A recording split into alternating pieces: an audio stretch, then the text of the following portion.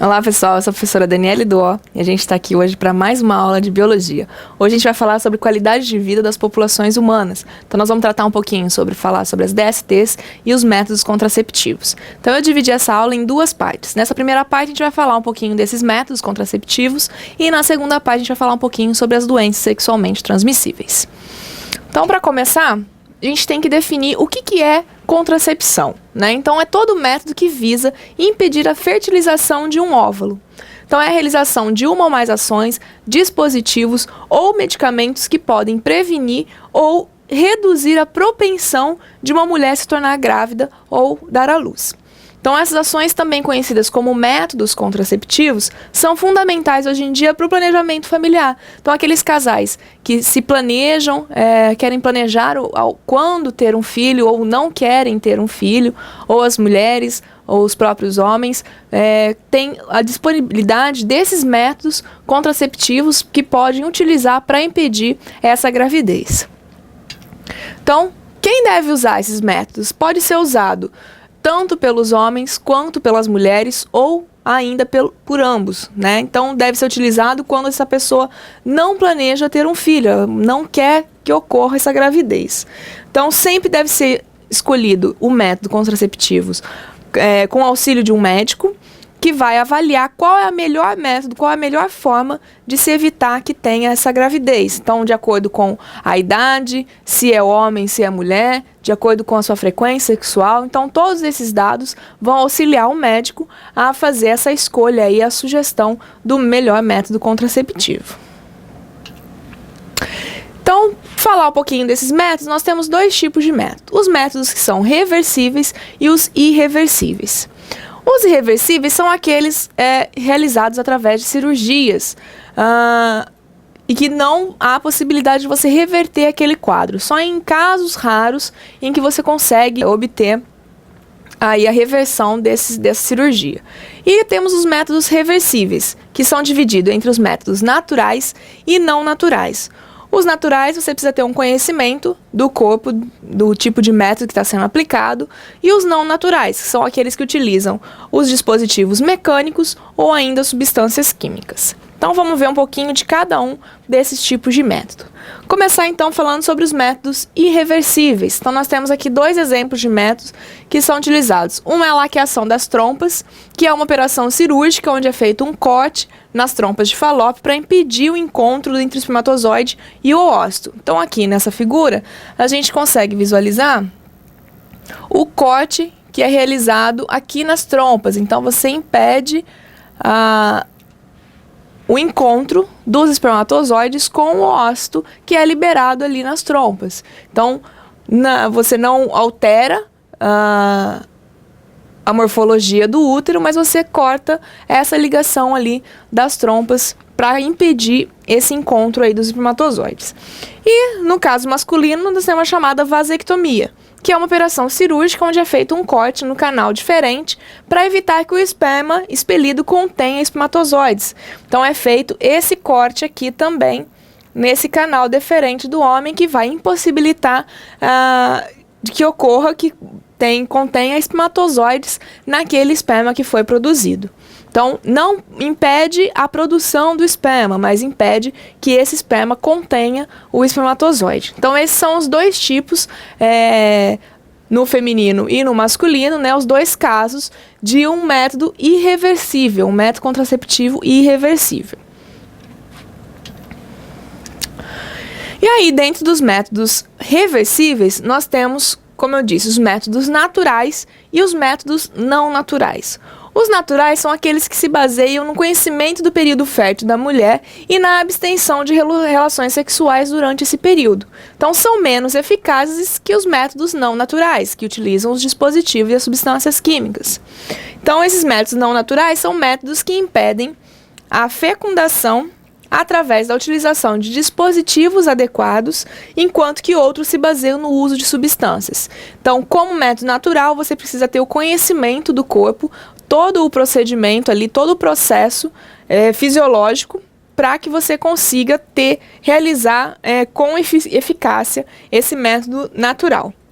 Ou então o método não natural, que é a utilização então desses dispositivos que a gente vai ver aqui, ou algum tipo de substâncias químicas.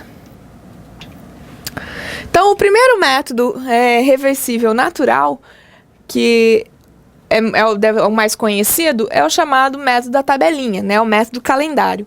Então, determina o período fértil da mulher, conhecendo a data da próxima menstruação. Então, nós temos um exemplo aqui nessa figura. Se a menstruação se inicia aqui no primeiro dia, no dia 1, nós temos um período aqui de 5 dias de menstruação, e após 14 dias do primeiro dia, chegamos aqui no dia 14, então nós temos o dia exato da ovulação. Contando 2 ou 3 dias para mais ou para menos, que pode haver essa alteração, nós temos que os dias férteis dessa mulher, onde que ela tem um ciclo menstrual regular de 28 dias, que do dia 11 ao dia 16 seriam os dias férteis, né? O dia que ela deveria impedir o ato sexual, impedir o encontro ali do espermatozoide com esse oócito. Então, dá para fazer esse controle desde que a mulher tenha um ciclo menstrual bem regular e que ela conheça qual é o período desse ciclo, se é um ciclo de 28 dias, se é um ciclo de 30 dias ou 32 dias. Então, esse ciclo varia de mulher para mulher e varia, se a mulher não tem esse ciclo regular, não há possibilidade de fazer esse controle aqui com esse método. Um outro método utilizado, um pouco menos eficiente devido à sua dificuldade de se obter esses dados, é o método de temperatura. Então, é a medição de temperatura verificando que sobe alguns décimos de grau imediatamente após a ovulação e que se mantém nesse patamar durante alguns dias. Então, a mulher, ao longo de todos os dias, precisa fazer a medição dessa temperatura e notar que no período logo após a ovulação começa a ter um crescimento dessa temperatura, um aumento dessa temperatura. Porém, esse é um método a gente pode dizer que não é muito eficaz, porque este aumento de temperatura, a gente pode ver aqui que não chega a meio grau de diferença. Meio grau Celsius. Então, é uma diferença muito pequena que pode ser variada aí de acordo com o ambiente, com a hora do dia em que foi feita essa medição. Então, há vários parâmetros aqui que podem alterar essa medição de temperatura e pode indicar o dia, erroneamente aqui, o dia da ovulação. Tá? Então, é um método, apesar de ser utilizado em alguns casos, é um método não muito eficaz. Um outro método que a gente tem é chamado de método de Billings ou muco cervical. Então, consiste numa observação regular do muco cervical. O que é esse muco cervical?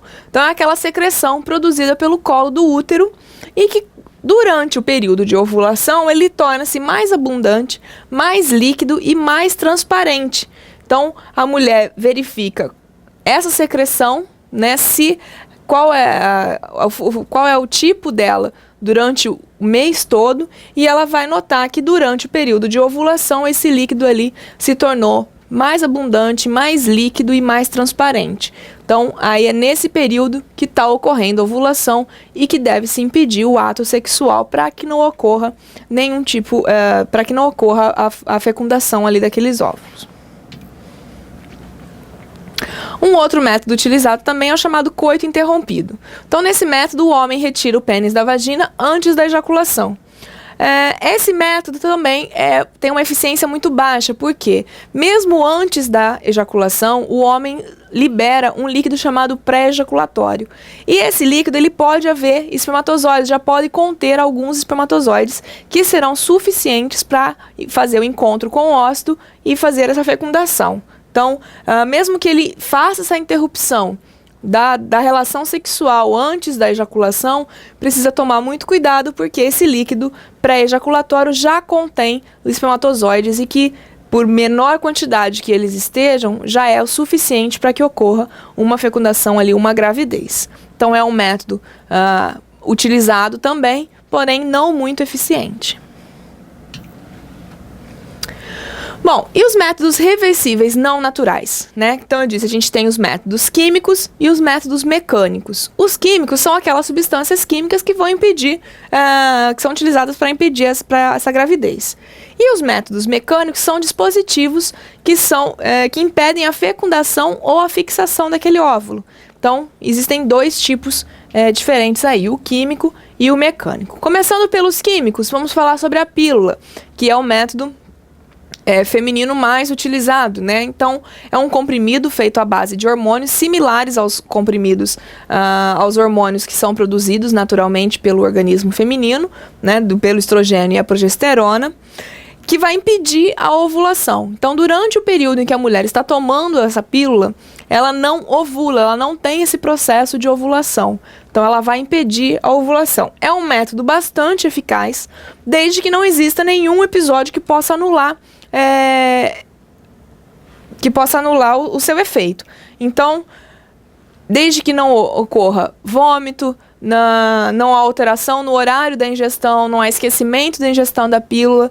Então, é um método muito eficaz, porque se for ingerido, se for medicado corretamente e não ocorrer nenhum episódio que possa cancelar o efeito dessa pílula, é um dos métodos mais eficazes femininos para impedir essa gravidez. Temos também a chamada pílula do dia seguinte, que é o quê? É uma pílula especial utilizada até 72 horas seguintes ao ato sexual. Então, quanto mais cedo for o início desse tratamento, melhor, mais eficiência vai ter, né? Maior a probabilidade de sucesso. Então, não deve ser utilizada como método contraceptivo, mas apenas numa situação de emergência por causa da elevada concentração de hormônios. Então, é uma pílula, assim como a pílula anticoncepcional. Essa pílula do dia seguinte ela é formada, tem uma alta concentração de hormônios. Então, ela deve ser ingerida até 72 horas do ato sexual, de acordo com a bula do remédio. Após algum período, também ingerir o segundo comprimido, para que você tenha aí o sucesso, para você consiga impedir essa gravidez. Então, não é um método para ser utilizado diariamente, é um método em caso de emergência, em algumas situações, não deve ser utilizada por dias consecutivos. É somente para algum caso de emergência mesmo, devido à sua alta concentração de hormônio, que pode gerar alguns problemas aí no organismo da mulher.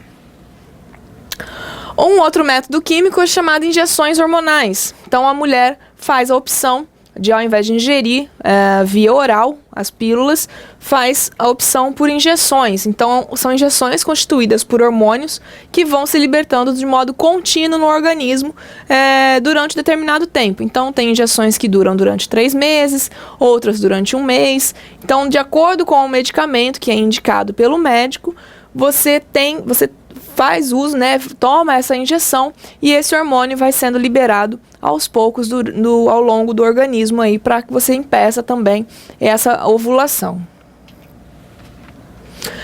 Um outro método químico que também é utilizado é o chamado implante. Então, é uma pequena vareta do tamanho de um fósforo que é colocada sobre a pele do lado interno, na parte superior do braço. Então, é inserida uma varetinha que contém esses hormônios, que ela vai liberando lentamente esses hormônios aí no organismo.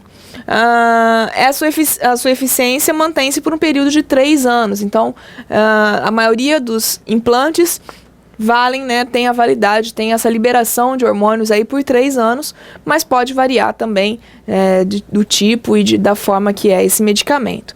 Mas é isso, é um implante que é colocado subcutaneamente, onde vai liberando esses hormônios também, pouco a pouco. Vai impedir a liberação desses ócitos do ovário. Um outro tipo, ainda químico, é o adesivo. Então, trata-se de um adesivo fino que pode ser usado em 4 áreas do corpo. Pode ser colocado nas nádegas, no peito, nas costas ou no braço. Contém hormônios também, que são liberados através da pele para a corrente sanguínea durante 7 dias.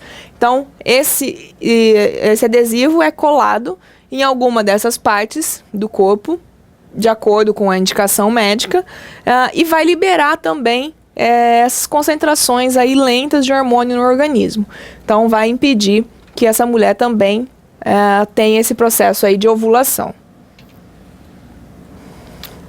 Um outro método químico são os espermicidas, que são produtos químicos que podem ser apresentados sob a forma de espuma ou creme. Então, eles destroem ou imobilizam os espermatozoides, inibindo a sua passagem para o útero.